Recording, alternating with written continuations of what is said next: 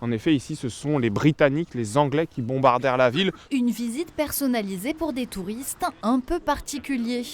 Ils viennent de l'autre côté de l'eau, mais aussi de la région parisienne ou encore du sud de la France et travaillent principalement pour des agences de voyage. On peut vendre une destination uniquement bien quand on a été, quand on a mis les pieds, quand on a senti l'atmosphère et quand on a un peu plus d'informations. Après une courte introduction à l'architecture d'Auguste Perret, direction un autre incontournable du Havre. Ici, on est devant l'église Saint-Joseph, qui est vraiment l'emblème de la reconstruction. Et à l'intérieur, la magie semble opérer, même pour ses habitués des sites d'exception. Cette professionnelle du voyage a notamment créé une agence spécialisée dans le tourisme de pèlerinage. Mes clients sont amenés à venir au Havre parce qu'il s'est passé des choses importantes qui vont leur rappeler certains souvenirs et rendre hommage. Voilà, ils viennent pour ça aussi. Ça crée une émotion, quoi, tout de suite.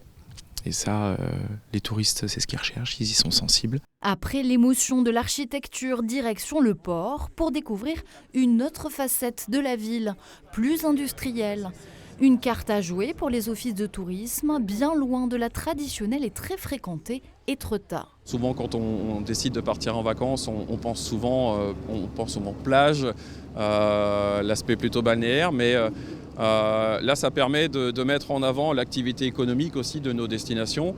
Je pense que les personnes qui sont là aujourd'hui peuvent se rendre compte que le Havre a sa place sur le département en termes de tourisme. De plus en plus, les gens ont besoin de rencontrer le territoire, alors pas seulement le patrimoine et la gastronomie, mais vraiment d'avoir des contacts forts avec le territoire en rencontrant les acteurs économiques, donc les entreprises.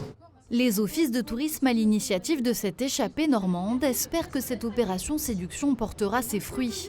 En 2023, plus de 22 millions de nuitées touristiques ont été enregistrées en Seine-Maritime.